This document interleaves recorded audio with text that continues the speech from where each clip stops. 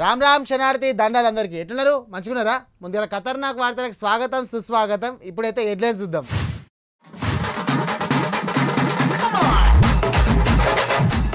రోజంతా పెరుగుతున్నాయి పెట్రోల్ రేట్లు, కొనేతందుకు జనాలు పడాల్సిందే ఇక పాటలు.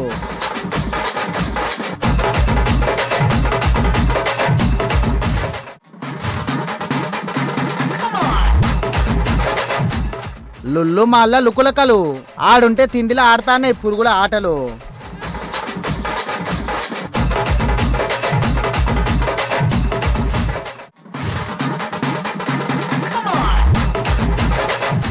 సర్కారు జీతం ప్రైవేటు దందా, డాక్టర్ రమ్మకుంది దియా ముచ్చట.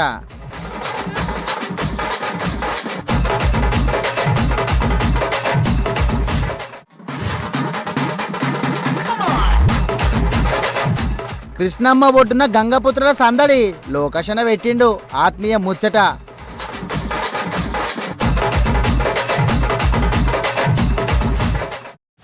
ఒకటే పారి కత్తితోటి పొడితే నొప్పి తెలుస్తుంది కాబట్టి మెల్లగా మెల్లగా సూత్తోటి పొడుస్తుర్రా ఏమే. అరే ఏం రేట్లు పెరిగినట్టే తిందామంటే తిండికి సుతా భయపడేటట్టున్నది కథ అంతా. మరి లేకపోతే ఏందోళ్ళ మొన్ననే పెట్రోల్ రేటు పెరిగి గాలిపోయినాయి అంటే మళ్ళీ ఇప్పుడు మళ్ళీ పెరిగాయి. మరి దేశంలో ఎట్లుంది, ఎంత నిప్పులు కాకుతాండ్రో చూద్దాం పాండ్రి.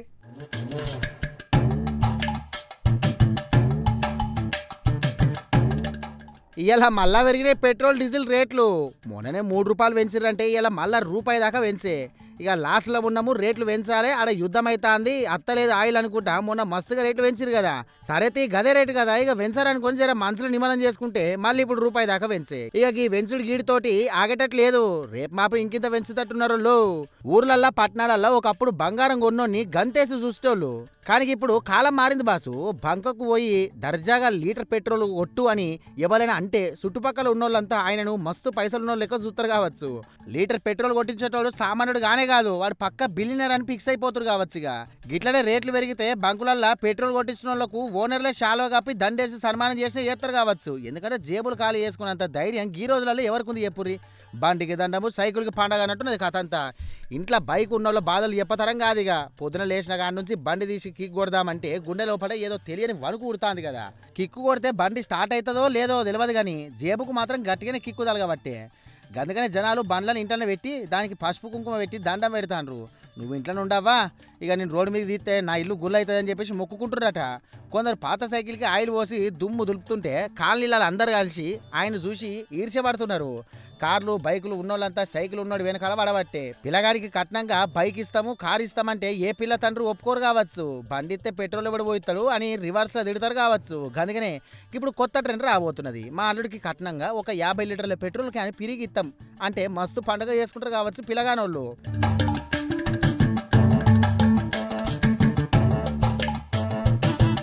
పెళ్లి కొడుకు సుత నాకు ఐఫోన్లు వద్దు, 5 తులాల బంగారం వద్దు, ఒక 100 లీటర్ల పెట్రోల్ బాండ్లు రాసిస్తే చాలు, మీ పిల్లని కన్నలో పెట్టుకొని చూసుకుంటా అని చెప్పేసి కండిషన్లు పెడుతుండొచ్చు. అయినా ఈ ఎన్నికలు ఉన్నప్పుడేమో మైకులు ముంగట ఊగిపోయి మేము అధికారంలోకి వస్తే పెట్రోల్ రేట్లను పాతాళానికి దొక్కుతాము, సామాన్యుడికి ఫ్రీగా పోయిస్తామని చెప్పి గొంతు దించుకుంటారు. తీరా గెలిచినాక కుర్చీ ఎక్కినాకడ అంతర్జాతీయ మార్కెట్లలో ముడిసేము రేట్లు పెరిగినాయి, దీనికి మాకేం సంబంధం లేదని చేతులు ఎత్తేస్తారు. గప్పుడు అడుగుతానేమో అది ఎన్నికల స్టంటు, ఇది అసలైన బడ్జెట్ అని చెప్పేసి పనులు ఇస్తారు. లీటర్ల మాటలు నమ్మి బండ్లు కొన్న వాళ్ళంతా ఇప్పుడు బంకుల ముంగట నిలబడి నాయకులారా మీ ఆమెల రేటు ఎప్పుడు తగ్గుతుందో తెలియదు, కానీ పెట్రోల్ రేటు మాత్రం రాకెట్ లెక్క దూసుకోబోతున్నాయి అని చెప్పేసి నెత్తినోరు బాదుకుంటారు. ఇక రేట్లు పెరగంగానే మన ఎగాస్ పాటోళ్లకు ఏడలేని లవ్వత్తది జనాల మీద. సైకిళ్ళు దొక్కుంటూ ఎడ్ల బల్లం కట్టుకొని రోడ్ల మీదకి వచ్చి ధరలు తగ్గించాలి లేదంటే గద్దె దించాలి అని చెప్పేసి గంతులేస్తారు. తీరాలు రేపు మళ్ళీ కుర్చీ ఎక్కినాక దేశాభివృద్ధి కోసం పెట్రోల్ మీద ట్యాక్స్ తప్పుతలేదు. ప్రజలు అర్థం చేసుకోవాలి, ఆడ యుద్ధం అవుతుంది, ఏం చేయాలి అని మైకులల్లో క్లాసులు చెప్తారు. అంటే ప్రతిపక్షంలో ఉంటే పెట్రోల్ రేటు పాపము, అదే అధికారంలోకి వస్తే దేశ సేవ అన్నట్టుగా అని చెప్పేసి తిట్టుకోబట్టే గీ రేట్లు వేరు కూడా నచ్చని సామాన్య జనాలు.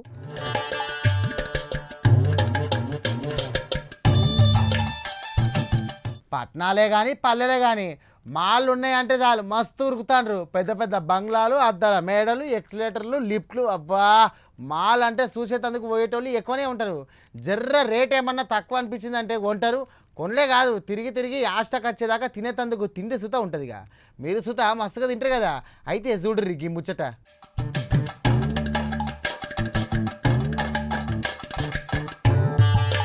బ్రాండ్ పేరైతే గొప్ప, కానీ లోపల పురుగుల రప్ప రప్ప అన్నట్టుంటది.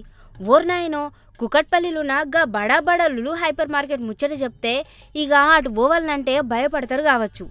అగ్వా అగ్వా అగ్వా ఈడ ఏదైనా అగ్వా మస్తు చీప్ అని చాలా పాపులర్ అయింది గా మాలు. ఏసీలల్లో తిరుక్కుంటా ట్రాలీలు దోసుకుంటా బిల్డింగ్లు చూసి మురిసిపోకుంటా మేము బ్రాండెడ్ తిండి తింటానం అని ఫీల్ అయిన జనాలు ఇప్పుడు లెంపలేసుకుంటారు కావచ్చు. మొన్న మన ఫుడ్ సేఫ్టీ అధికారులు పోయి గీ మాల్ లోపలికి దూరి చూస్తే అక్కడ కనిపించిన సీన్లకు అధికారులకే కళ్ళు బయర్లు గమ్మినంత పనైందట. పెద్ద సార్లకు కిచెన్ల క్లీనింగ్ ముచ్చట చూసి కడుపంతా దేవినట్టు వాంతులైనట్టు అయిందట. అర్ర మొత్తం ఈగలు పురుగుల డాన్స్ చేసినాయట. పాడైపోయిన కూరగాయలతోని మస్తుగా వంటలు కానిస్తారట. బయటనేమో లకలకలాడే మెరుపులు, లోపల వంటగదిలేమో పురుగుల ఆటలు. గిదా మీ బ్రాండ్ ముచ్చట అని జనాలు ముక్కున ఏలేసుకోవట్టే.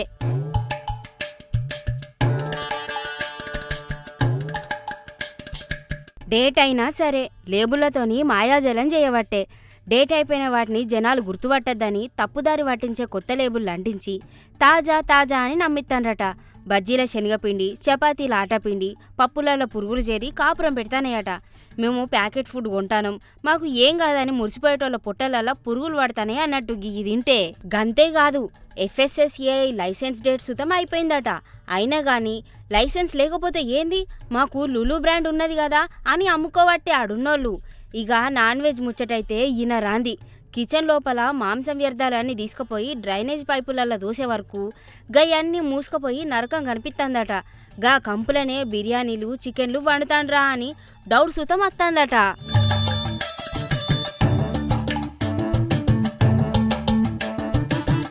గందుకే గీ కథంతా ఏందని గట్ల రోత ఉట్టిత్తన సుమారు 150 కిలోల నాసి రకం కుళ్ళిన ఆహార పదార్థాలను తీసుకున్నారు.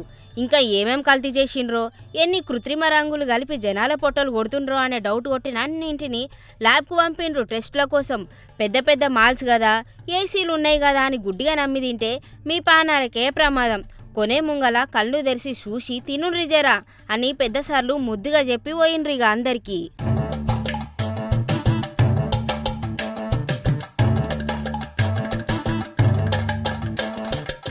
తెలివున్నోళ్ళే ఇయ్యాల రేపు సంపాదించుకునేది, లేనోంది ఉత్తకథనే.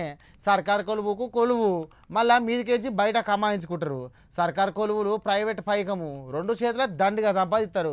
మొన్నొకనాడు మేము సర్కారు బడికి పోయినా, ఆడ ఒక సార్ రాలే, ఆ సార్ది సర్కారు కొలువేలే కానీ పోయి ప్రైవేట్ బల్లే చెప్తాను. ఏమనంటే ఒకటే క్లాస్ చెప్తా అనబట్టే. కానీ ఈ దందాలు దావకాల దాకా ఉన్నాయి. చూడుర్రి ఎట్టున్నదో. పైసలు లేక సర్కార్ దవాఖానకి వస్తే ప్రైవేటుకు రూట్ మారుస్తురు కొందరు. అట్లే మన నంద్యాల జిల్లా బనగనపల్లిలో ఓ సర్కార్ దవాఖానలో పెద్ద మెడని ఎత్తుందట.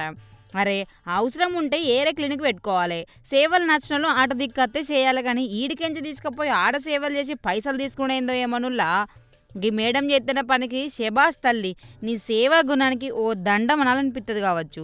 సర్కారు ప్రతి నెల చేతి నిండా జీతం ఇస్తుంది, కానీ ఈ మేడం మాత్రం దావకానికి వచ్చిన గర్భిలను చూసి అయ్యో గీ సర్కారు బెడ్లు మీకేం నచ్చుతాయి, నడువుర్రి నా సొంత క్లినిక్ దియ్యా ఉంది, అక్కడ స్పెషల్ ట్రీట్మెంట్ ఇస్తా, మిమ్మల్ని కండ్లలో పెట్టుకొని చూసుకుంటా, మీ పానాలకు నా పానం అడ్డెత్తని ఉద్దర మాటలు చెప్పి ఆ దియా దిక్కు దారి మళ్లించుకుంటుందట.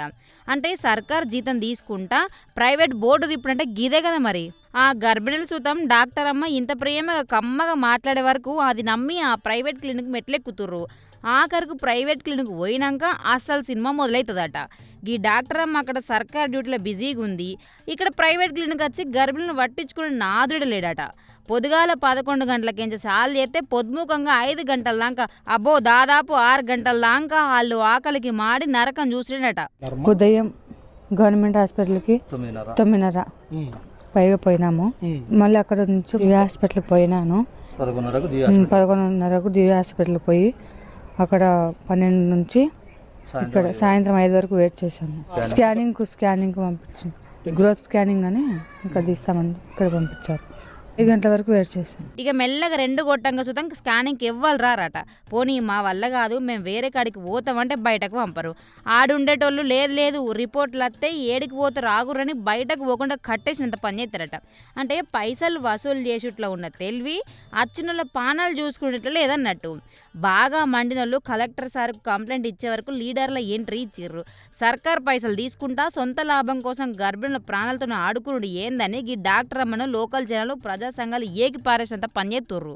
ప్రభుత్వ ఏరియా హాస్పిటల్లో పనిచేస్తున్నటువంటి ప్రశాంతి మేడం గారు తన బనగానపల్లి పట్టణంలో దియా హాస్పిటల్ క్లినిక్ పెట్టుకొని ఏదైతే మారుమూల పల్లెల నుంచి వచ్చిన గర్భిణీలు ప్రభుత్వ హాస్పిటల్లో ఓపీ తీసుకున్న వాళ్ళు అక్కడ చెక్ చేసి రెఫర్ తన సొంత హాస్పిటల్కి చేస్తా ఉంది. సాయంత్రం వరకు మేడం గారు ది హాస్పిటల్కి రారు, అక్కడ డాక్టర్స్ ఉండరు. సాయంత్రం 6 వరకు వాళ్ళ కోసం ఎదురు చూడాల్సిందే. ఉదయం 9 గంటలకు రెఫర్ చేసి సాయంత్రం 6 గంటలకు వచ్చి వాళ్ళను ఇక్కడ చూస్తా ఉంది. సాయంత్రం 6 గంటల వరకు 9 నెలలు నిండు గర్భిణీలు ఈ ఎండల కాలంలో అక్కడ వెయిట్ చేసి కొంతమంది స్పృహ కోల్పోవడం జరుగుతూ ఉంది. ఇది ఎంతవరకు అన్యాయం డిఎంహెచ్ఓ గారికి తెలీదా? అలాగే ప్రభుత్వ ఆసుపత్రిలో సూపరింటెండెంట్ గారికి తెలీదా?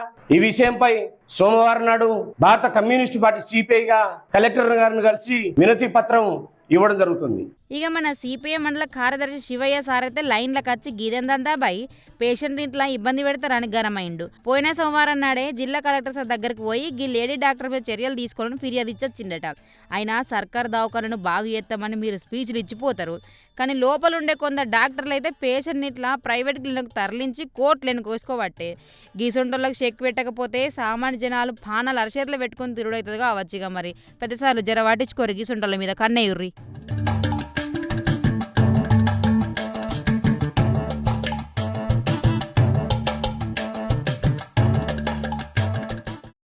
మీకోసం ఏదన్నా చేస్తే వాళ్ళకు థ్యాంక్ యూ చెప్పురి.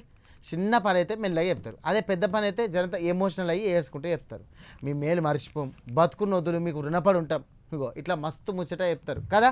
అయితే సర్కారు సుత జనాలకు బగ్గనే సాయం చేస్తే అసంటప్పుడు వాళ్ళకు సుత దండాలు చెప్పాలి కదా. కానీ ఏపీల గంగపుత్రులు ఎట్లా చెప్పిర్రో ఎరికైనా, ఇగో గిట్లా చెప్పిర్రు.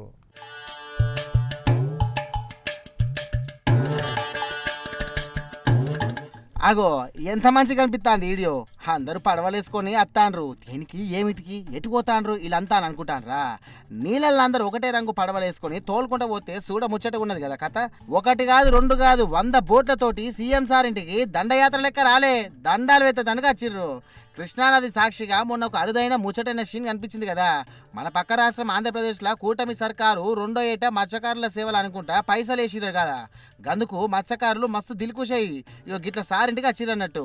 వెంకటపాలెము, తుమ్మలపాలెము, సీతానగరం, కుమ్మరపాలెం ఊర్లకు చెందిన గంగపుత్రులంతా కూడా ఒకటైనరు. సుమారు 100 బోట్లు పడవలేసుకొని కృష్ణానదిలో అలల మీద ఊకుంటూ దర్జాగా సీఎం చంద్రబాబు సార్ ఇంటికి వచ్చిరన్నట్టు. సారు మాకు పైసలు ఇచ్చి ఆదుకున్నావు, నీ రుణం ఉంచుకోం అని దండాలు పెట్టిర్రు. నది నిండా బోట్లు చూసి చుట్టుపక్కల జనాలు కూడా మస్తు మురిసిర్రు. గదే టైంలో మంత్రి నారా లోకేష్ సార్ ఇలా చూసినట్టు. నది లోపల గంతమంది మత్స్యకారులు కనిపించేసరికి ఆయన కూడా సంబరపడిపోయి చేతులెత్తి నమస్కారం పెట్టిండు. గంతటితో ఆగకుండా అరే నా దోస్తులంతా గిడికి వచ్చిర్రు అని దూరం నుండి చూసిండేంది, రాండ్రి లోపల రాండ్రి అని పిలిచిండు అన్నట్టు. ఇక మంత్రి సార్ అంత పెద్ద మనసు చేసుకొని పిలిచేవారికల్లా మత్స్యకారులంతా కూడా మురిసిపోయి సారోళ్ళ ఇంట్లోకి పోయిర్రు. ఇంట్లోకి వచ్చిన గంగపుత్రులను మనస్ఫూర్తిగా అభినందించి లోకేష్ అన్న పాత ముచ్చట్ను గుర్తు చేసుకున్నాడు. గంగపుత్రులు అంటే నా పానం, నా దోస్తులు. నా యువగలం పాదయాత్ర జువ్వల దిన్నకు చేరినప్పుడు ఇలా పట్టుదల ఐకమత్యం నేను కళ్ళారా చూసిన. నా కోసం ఊరంతా శుభ్రం చేసి రంగురంగుల ముగ్గులేసి పండగ లెక్క స్వాగతం పలికిర్రు. నేను వచ్చే వరకు ఆ ముగ్గుల మీద ఎవరిని నడవనీయలే అని గుర్తు చేసి అలా ఒగిడిండు. మరి అంతేకాదు వీళ్ళందరూ కలిసి ఒక్క మాట అనుకుంటే చాలు, పానం పోయినా కూడా ఆ మాట మీద నిలబడతారు. మత్స్యకారుల దగ్గరుండే ఈ మాట మీద నిలబడే తత్వం మనందరూ నేర్చుకోవాలని చెప్పేసి అలాని ఆకాశానికి ఎత్తినంత పని చేసిండు. మరి మొత్తం ఇదైతే ఇలా బంధము మంచిగున్నది కదా.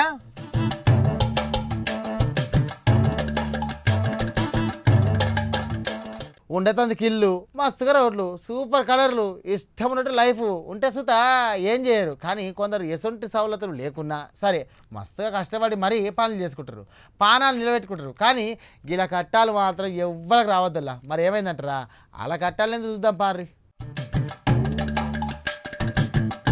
డిజిటల్ ఇండియా నడుస్తుంది కానీ గిరిజనులకు మాత్రం డోలేనే దిక్కు. రాకెట్లు ఎగురుతున్నాయి కానీ రోడ్లు మాత్రం అత్తలేవు.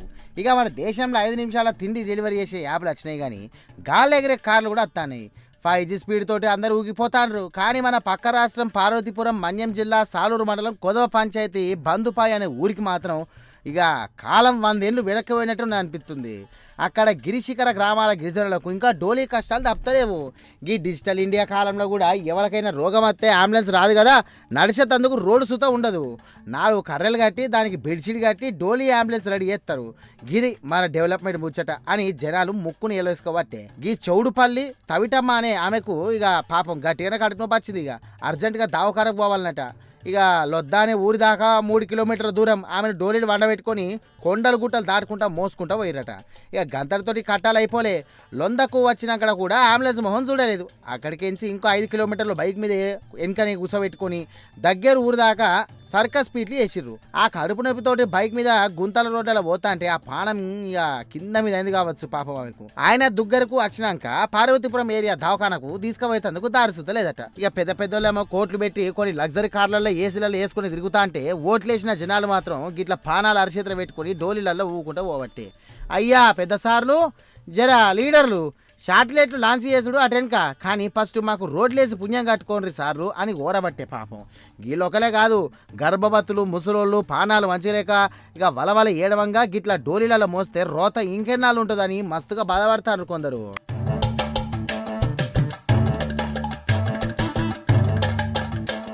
ఒక దిక్కు అంతరిక్షంలో ఎరగబట్టే, ఇంకొక దిక్కు జనాలు మంత్రాలు తాంత్రాలు అనబట్టే. భూమి మీద ఉండేటోళ్ళు ఇంకా కులాలు గోత్రాలు అనుకుంటా ఉండనే బట్టే. మనుషులంతా ఒకటే అని చెప్పేసి నమ్మేటోళ్ళు జర తక్కువ. అయినా ఆ దేవుళ్ళకు అందరు సమానమే, అవునా కాదా? ఆ దేవుళ్ళు అందరికి సమానమే మళ్ళా.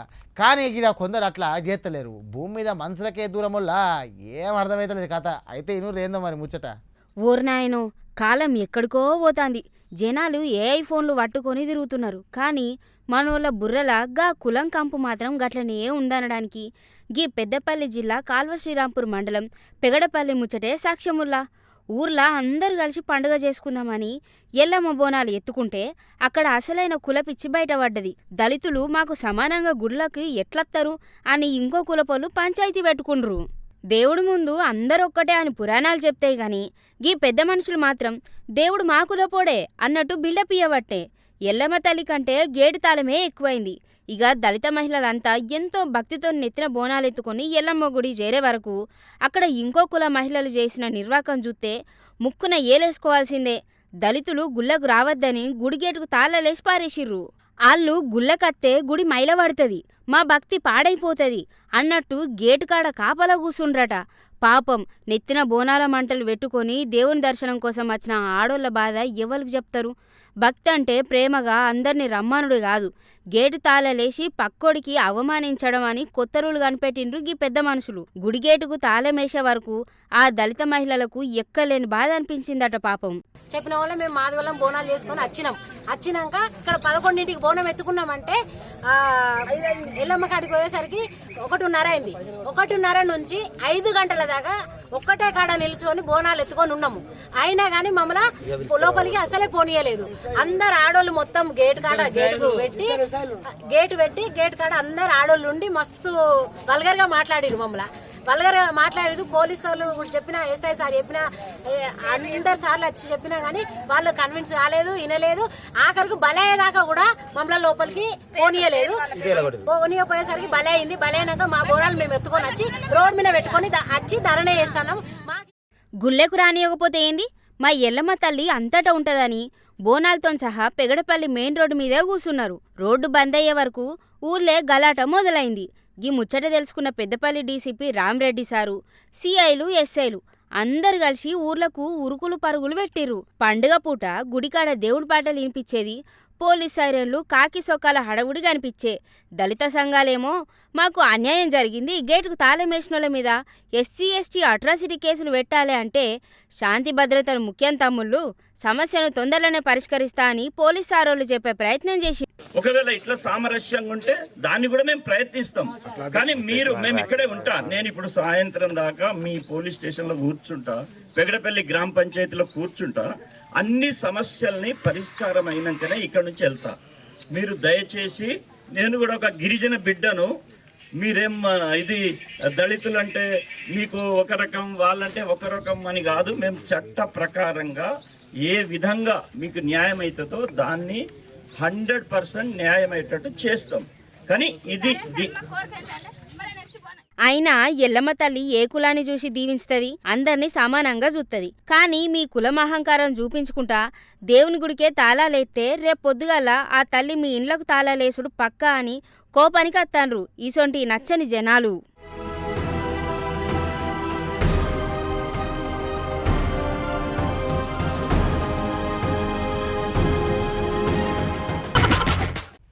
నిన్ను ఎండలని చెప్పేసి పోనే పోలేదు ఆడతకు, మళ్ళీ ఇయ్యాలని ఏమైనా వార్తలు తెచ్చిందో లేదో. ఓ మరదలు రజిత, ఏం చేస్తానవే? ఈయన బొంద పెట్ట, ఈయన కాళ్ళు ఇరిగిపోను, ఏనాడు అడగలే ఇటు తీసుకోపో బావా అటు తీసుకోపో బావా అని. అడుగుతే గిట్లని సచ్చిండు, దొంగ సచ్చినోడు. పాపం ఫీల్ అన్నట్టున్నారు. అనే ఇంట్లో ముచ్చట ఆఫీస్ దాకా దేకే నీకు బాంచరుగా నీ అమ్మ నీకు పుణ్యం ఉంటుంది. మేనత్త కొడుకని పిలవంగానే సంచి వేసుకొని వచ్చిన, ఇడికి వచ్చినాక అసలే పట్టించుకుంటలేడు గద్దమ్మొక్కపోడు. మా అవ్వ కూడా ఇంట్లో ఏ బావి కదా బిడ్డ మంచిగా చూసుకుంటాడు చెప్పినట్టిను అని పంపించింది పెరుగల్ల పట్టణానికి. మస్తు షేడ్స్ ఉన్నారా నీలా? అబ్బా కమలాసన్ అబ్బా అత్త జుత్త తిడుతుంది నీ కాలు ముక్తని బాంచనైతే నేనేమన్నా అన్నానా? గట్లెడుస్తున్నావు? ప్లీజే రాజీ, ప్లీజే రాజీ, ఏడవకే. అయినా ఎందుకు ఏడుతానవే? నిన్ను ఓడేమని మునిగిండు? అరే బల్లి మొక్కపోడా, నీకెట్లాగూ ఇలా కొలువు లేదు, సెలవానే కదా సిటీ అంతా తిప్పుమన్నది. అయినా నీకు కొలువు లేకున్నా కూడా నువ్వు ఎందుకు పోయినావు కొలువుకి? నేను ఆస్తులు అడిగినా ఆభరణాలు అడిగినా, నీకు కొలువు లేకున్నా కూడా ఎందుకు పోయినావు కొలువుకి? ఈ సెకలే వద్దనేది. ఏందే నీ ఊకున్న కొద్ది ఎక్కువ చెప్తాను. ఏందని లొల్లి? ఎట్లా పోతావు సిటీ అంతా తిరిగేందుకు? సిటీ ఏమన్నా మన ఊరు లెక్క అనుకుంటావా? ఎట్లా తిరుగుతావు? కారు ఉన్నది కదా, అల్లే తిరుగుదాం. నువ్వు డ్రైవింగ్ చెయ్యి, నేను నీ పక్క పొండి కూర్చొని నీ ముఖం చూసుకుంటా సిటీ అంతా చూస్తా. అబ్బో జిల్లా దాడితే వీళ్ళకి ఫారెన్ వెళ్ళినట్టు ఉంటుందేమో. దిక్కుమల్ల కారు యావరేజ్ 15 ఇస్తుంది. ఇప్పుడు పెరిగిన రేటుకు నా జేబు ఖాళీ కాబట్టి గందుకనే కారును ఇంట్లోనే పెట్టిననే దానికి దండేసి దండం పెడతా అన్న. సరే అయితే బైక్ దియ్యు, బైక్ మీద మంచిగా నీ వెనక కూర్చొని సిటీ అంతా చూస్తా. నీకు బాత్రూంలో సీట్ కన్ఫర్మ్ అయిందా? వెళ్ళి కూర్చో. కార్లని పక్కకు కూర్చొని ముఖం చూసుడు కంటే బైక్ మీద నీ వెనక కూర్చొని సిటీ చూసుడేనయ్యో నాకు. ఓయమ్మా చాలా చిన్న సెకల్ లేవురా నీలో నా బట్ట. సిటీలు లాంగ్ డ్రైవ్లు అదే కావాలంటే లాంగ్ వాక్ పోదాం. నడుచుకుంటానా? నడ్డి మీద అంతా పోయి ఊర్లో పడతావు. అప్ప దీని అప్ప దీంతో నెత్తి ఖరాబ్ ఉన్నది కదా దీని అప్ప. ఛీ, ఈ పెట్రోల్ రేట్లు పెరుగుట్లా మానువాడ నాకు మా మరదల మధ్య లొల్లి పెడుతుందిగా ఈ పెట్రోల్ పాడు. కానీ మొన్ననే పెరిగి కాలిపోయినాయి, మళ్ళీ ఇలా రూపాయి దాకా పెంచే. ఏంటిది ఏమో గులుక్కుంటాను? కాదు బాబా, నేను వచ్చింది మొన్ననేనాయే. పాపం నా మరదలు కొత్తగా వచ్చింది సిటీ కానీ గా చార్మినార్కి తీసుకుపోవడం లేకపోతే గా గోల్కొండ కోట చూపెట్టడం ఏది ఎత్తలు. ఎవడైతే అవును కదా, ఓ గుర్రం కొనాలనా ఇక గాడిద కొనన్నా? దీన్ని తిప్పతందుకు నాకు అర్థమైతలేదు. అబ్బా ఏం కథలు పడతాను. మొన్న మా అయ్యని బైక్ అడగలేదా, ఇంకా కార్కి సగం పైసలు మా బాపే ఇచ్చిండు. కొంచెమన్నా సిగ్గుండాలి నన్ను గాడిద మీద తిప్పుతా అనడానికి, గాడిద మొగపోడా. ఇవే తగ్గించుకుంటే మంచిది. నిన్ను తిప్పనే, నువ్వు బైక్ మీద ఊకోగానే గీతా గోవిందంలో బైక్ను దొబ్బుకునే పోతాడు కదా రష్మికని ఎక్కించుకొని గట్లన్నట్టు. అవు నువ్వు విజయ్వి నేను రష్మికని అంటే సిటీ అంతా నడతావా? అసలే బాయిలర్ కొడి పెగినిది, నన్ను బండి మీద ఎక్కించుకొని సిటీ అంతా ఎట్లా నడుతావో. మీ ఊళ్ళో తెలివితేటలు ఇక్కడ వాడకు. ఛీ రాములా, కాదే ఆ బైక్ను గుర్రానికన్నా గాడిద కన్నా కడతా, మనిద్దరం బండి మీద ఎక్కుదాం సరేనా? దాన్ని నేను ఎదురను అదిరించినట్టు అదిరిస్తే అవి ఉరుకుతాయి, మనం సిటీ అంతా తిరుగుతాం ఇక. అవు ఆ గాడిద కాళ్ళకు నీ కాళ్ళు కట్టి ఒక్క తన్ను ఆ గాడిదంతే అప్పుడు చక్కగా అవుతావు. నువ్వు ఏం మాటలు మాట్లాడతావో ఏమో, బర్రె మొక్కపోడ గద్ద మొక్కపోడ, అన్నీ తలకే తక్కువ మాటలే. మొన్ననే 3 రూపాయలు పెంచారు లీటరు పెట్రోల్ మీద, మళ్ళీ 90 పైసల దాకా పెంచిర్రే, అంటే రూపాయి దాకా పెంచినట్టు. రేపు మాపు ఇంకా పెంచుతట్టున్నారు, నువ్వు చూడు ఇంకా. అబ్బా బావ గంత పెంచుని రాయే. అబ్బా ఏం పెంచుడు గంగల మీద ఏమో పా. మా సారేమో జీతం పెంచుతలేడు, ఈ పెట్రోల్ రేట్లు పెరిగి ఉప్పు నూనెలు సుతా పెరగబట్టే ఏం చేసుడే రాములా నాకు అర్థం కాదు. నువ్వేమో సిటీ అంతా తిప్పు అనబడుతుంది. అయ్యో బావా అద్దుతి, మనం బస్సులో పోదాం, నాకు ఎట్లాగూ ఆధార్ కార్డునాయే, ఫ్రీగా పోదాం, నీకు ఒక్కరికి పైసలు అవుతాయి గంతే. అన్ని రేట్లు పెంచి వాడేతాండ్రే, బస్సు టికెట్ రేట్లు సుతాయి ఉట్టెడు ఉన్నాయి అన్నట్టు, ఇంకైతే పెరిగితే కావచ్చు, పెరిగితే ఇంకా చూడు నువ్వు. అంటే ఇప్పుడు బస్సులో సూతం తీసుకుపోనంటావా? నాకు ఎట్లాగూ ఆధార్ కార్డు ఫ్రీనే కదా, నేను నిన్ను తీసుకొని పోతా, దా నాతో అత్తే చాలు నువ్వు. అయితే ఇంత వార్తలు చదివేస్తా, వచ్చి ఎటు పోకుండా ప్లానింగ్ చేసుకొని రేపు పోదాం పొద్దుగాలని, సరేనా? అయ్యో గిదంతా దానికే కొలువుకు పోతుంది సెలవు ఉన్నా కూడా. అయినా తాన పైసలు అడిగే నీ పాసిపోయిన పిసినార్ మొహం గురించి నాకు ముందే ఎరక గందుకే బాబు జేబులకెంచి కొన్ని పైసలు అమ్మ పోపు డబ్బాలకెంచి కొన్ని పైసలు పట్టుకొని వచ్చిన. నవ్వుతున్నావా? సిగ్గులేదురా నీకు? సరే కానీ ఈసారి పోవుడు మళ్ళీ 2-3 నెలలయాక అడగక చెప్తున్నా నేను. నీ పైసలు నా పైసలు కాదా చెప్పు, అవిసుత ఖర్చు చేయొద్దే, మంచిగా దాచుకుందాము.